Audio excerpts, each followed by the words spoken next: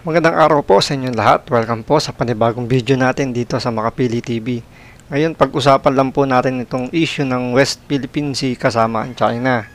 Dito kasi sa interview ni Banat Bay kay Sasrogan Sasot, isa kasi itong international law expert. So, pinag-aaralan niya yung mga batas sa ibang bansa or nung nag-global global law yung pinag-uusapan dito. Ngayon, in regards dun sa West Philippine Sea, pinag-uusapan nila ni Banat Bay kung ano ba yung naging dahilan, bakit ba yung aggression ng China is biglang tumindi.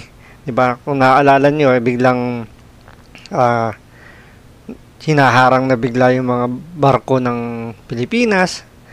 Kamakailan lang ito, naglagay sila ng barrier dun sa disputed island. So, ano ba yung nangyari? Bakit ganun yung naging aksyon ng China? So, pag-usapan po natin to kasama si Banat Bay. So, ito po yung video. Sorry kasi nag-ano yung ano ko sa Zoom. Anyway, yung punta lang muna tayo sa tinanong ko na sa ito yung sa ginawa ng Pilipinas na sinama yung Navy at tapos pinuna nga nito ni Robin Padilla na medyo hindi maganda na sinama yung Navy. Sa tingin mo ba tama yung sinasabi ni Senator Robin na dapat Coast Guard lang, wag magsama ng Navy? Well, meron kasi di bang rules of engagement, gray to gray, white to white. So, hindi ka talaga magsasama ng Hindi, pero sa international law, talagang ang Coast Guard. That's the rules of engagement, white to white, gray to gray. So, pagka Coast Guard, kailangan Coast Guard din ang sa tapat natin. Yes, white to white, gray to gray. Yung argument nung sa kabila na kesyo, yung Coast Guard nila, it's under the military, not a civilian in nature. Then put the Coast Guard under the AFP. So, basta ko ano dapat yung ano. So, sa tingin mo, white to white.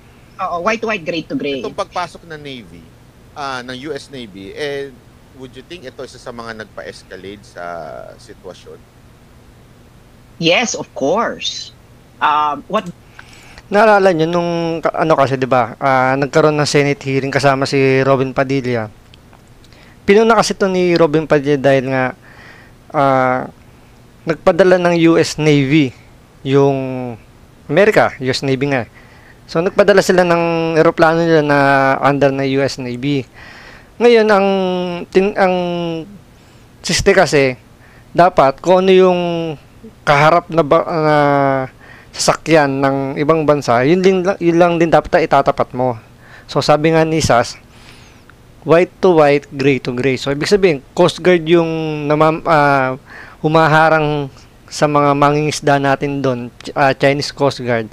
Dapat ang humarang lang ang pumunta lang dapat doon ay Philippine Coast Guard. Ang nangyari kasi, parang humingi ng tulong tong Philippine Coast Guard sa US. Ang pinadala ng US, US Navy. So, ang nangyari, Coast Guard to Navy. So, hindi siya match. Kumbaga parang doon binrake natin yung law ng international. Yun yung ibig sabihin nila doon. Kaya medyo naghigpit yung China dahil parang feeling nila, nalamangan sila dahil nga, teka lang, Coast Guard lang namin yung nando doon, bakit nagpadala kayo ng Navy? So, nakuha po ninyo yun. Ngayon, ang sinasabi naman dito nila, kasi yung Coast Guard daw ng China is under ng military naman daw nila yun. Sa atin, hindi. So, sabi ni SAS, edi i-under din ng AFP yung Coast Guard. So, para maging pantay, huwag tayo magpadala ng Navy. Kasi nga, let's have a objective view, no? Para tayo nagti-chess Byron, no? If I move this pawn, what do I expect that the other player would do? At why would I be surprised that they would do it? Diba? So, ako, parang it is a strategic situation. So, whatever you do will have a countermeasure. So, kung ikaw talaga ay nag-iisip strategically, why would you be surprised about their movement? Kasi, dapat makita mo na ganun yung mangyayari. So ito ngayon, 'di ba? Tinanggal natin yung kung ano man tawag doon sa tali na 'yon. Tapos nag-response ang ng China. Sinabi nila, nag-warning sila. Mukhang parang dire-diretso na 'to eh. Would you see it na dire-diretso na ba talaga mag-escalate tong pangyayari na 'to? Or is there any way to stop the escalation somehow? Kasi alam mo nakakatakot nag-warning na yung China na kesyo pagka tinuloy-tuloy nyo pa 'to, maghanda na talaga. So ito, panibago naman to, 'di ba? Itong nakaraang araw lang, 'di ba naglagay nga ng harang yung China ng mga boya sa Bao de Masinloc yata yun. Ngayon, ang nangyari, tinanggal to ng Philippine Coast Guard. Yung harang na yun, syempre nagkiklaim din tayo doon. So, nag-warning na yung China na yan na yung last time na gagawin nyo yan, kundi gagawan sila ng hakbang. So, sabi nga ni Sas, di ba? Parang chess game lang din naman yan eh. Kung ano yung itinira mo, yun din yung ititira ng kabila. Kapag dumipensa ka, didepensa lang din sila. Kapag umatake ka, di ba? Parang sa chess, ganun naman ang flow ng laro. So parang kinumpara ni Sas na ganun din dito sa nangyayari sa West Philippine Sea. So parang chess game lang din to. So kailangan paplanuhin mo talaga lahat ng ititira mo, lahat ng igagalaw mo. Do you think may pag-asa pa na matigil ito? O talagang wala? Panalo na si Uncle Sam? Panalo na sina? Si Uncle Sam. Parang ito gusto niya eh. Well, as a proud American colony traitor, well, yun talaga ang gusto ni Uncle Sam because alam mo naman ang kanilang naval doctrine, no? This is something that Filipinos should know. Meron talaga silang escalation doctrine na i-escalate na yung situation tapos hihinto sila at some point. So, right now, tayo, ang Pilipinas, nandun na tayo, nakapaloob na tayo dun sa kanilang framework kung kailan maghihinto yung escalation. So I don't know. Well, yun talaga yun kasi it's the US Navy that's there, no? It's not even our Navy. 'Di ba? So, ibig sabihin, you mean titigil sila after nilang udyokin yung kabilang bansa? Yes, they are actually provoking. Kasi nga, we have to connect this with what's happening in Ukraine, Russia. So parang lumalabas dito, itong Amerika, binubuyulan tong tayo, tsaka yung China na mag-away. Pagdating na sa actual na away, biglang kakalas. So parang, teka lang, hindi na namin away yan, away na ninyo yan, labas na kami. So parang sila, taga-meron lang, alam mo yung sumisigos pag sa mga away bata na, sige nga, hawakan mo nga tenga, pitikin mo nga ilong, tapos pa nag-away, biglang kakalas. Ayun, hindi naman kami kasali sa away na yun, di ba? Parang, nakukuha ba ninyo? Parang, taga-buyo ang Amerika lang para magkaroon ng gera, sila ang kumita dahil siyempre, kailangan ng mga armas, kukuha sa kanila. Kasi China kasi is the balance holder there, no? Kung kanino, kasi kailangan na siya isettle, Byron. You know, the conflict has already been, 2 years. Ano gusto niyo ma-achieve dyan sa Ukraine, Russia? And Europe is now, my God, baka pag tumagal to, baka bumalik sa Middle Ages ang Europe, no? Sa sobrang tagal ng conflict na ito, mauubusan na sila ng salapi. So, kailangan na itong isettle. Now, China is the key, no? Kasi kung kanino siya, kung ano yung gusto niya, no? China has the ability to shape the post-settlement of Ukraine and Russia. Ganun kasimple.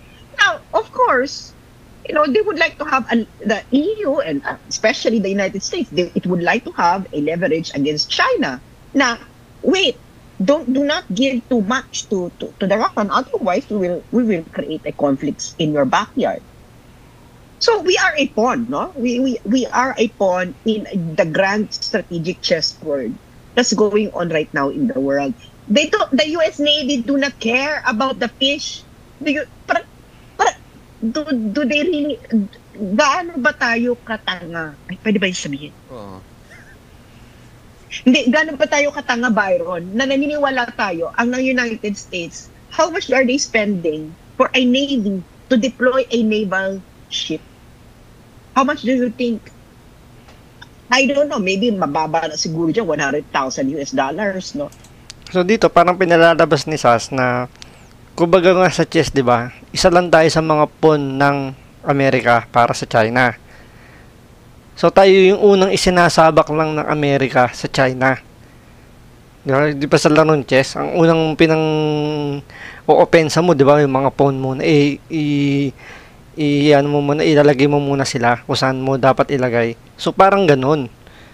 Na itong Amerika, tayo yung unang ibinabala. So kapag umatake na yung China, saka lang sila susunod. After nun, bila silang kakalas. So, talagang parang dito, parang sabi nga ni Sas parang parang tayong ginagawang tanga na hindi naman gagasos ang Amerika para lang sa mga isda na pinagtatalunan natin ng China at saka ng Pilipinas para gumasos sila ng ganong kalaki. Diba? So, dito talagang may iba pang agenda yung Amerika maliban lang sa tulungan tayo. Talagang meron silang hidden agenda na kailangan hindi lang natin alam kung ano yon.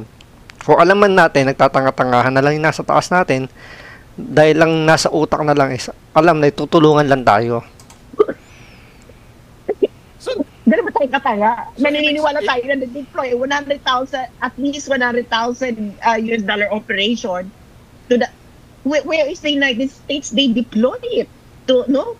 That's 40,000 kilometers from them at sinusweldohan nila yung mga tao dyan and then they're spending that much money in order for us to fish. So, ibig mo sabihin, talagang ano lang to? Because of the Ukraine and Russia, tapos... Marami pang iba. Marami pang iba. You have to remember that China and the United States ay may trade war. Mukhang hindi nagtatagumpay ang United States at neighbor nila sa China. Diba? Yung hinarang nila yung Huawei. Bigla ang Huawei nag-release ng kauna-unahang telepono na merong na pwede kang tumawag ng satellite phone. Tapos parang binan pa nila yung iPhone sa ano lang naman, no? Sa government officials. So nag-retaliate ang China dun sa trade war. And itong paggamit ng Navy, you know, yung itong pagpo-project ng iyong naval power, this has already been in the tradition of the world, especially of the West, especially kung gusto nilang magkaroon ng trade concession. The United States did that first to Japan, no, in the mid-19th century. Ayaw makipag-trade ng Japan. Japan is so close, nakikipag-trade lang sa China at sa Netherlands. Gusto makipag-trade, gustong pabukahin ni Uncle Sam ang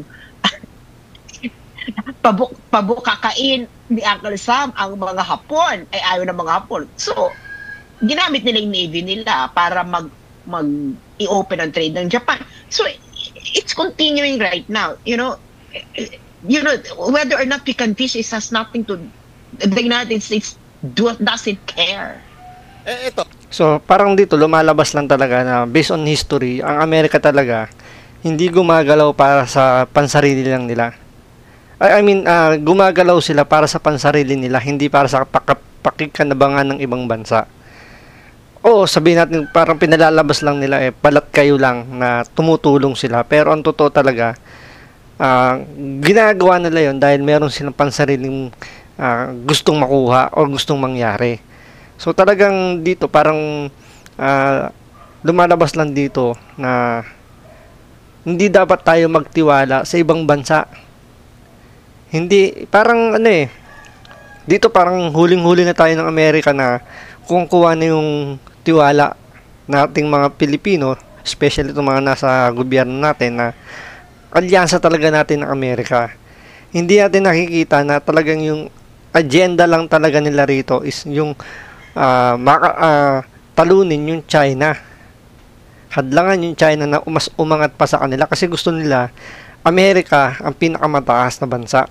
Ayaw nilang malamangan sila. Diba? Kuha ninyo. So, dito, abangan pa natin itong mga susunod na interview pa ni Banat Berito kasi medyo malawak pa itong pag-uusapan nilang to. So, maraming salamat po.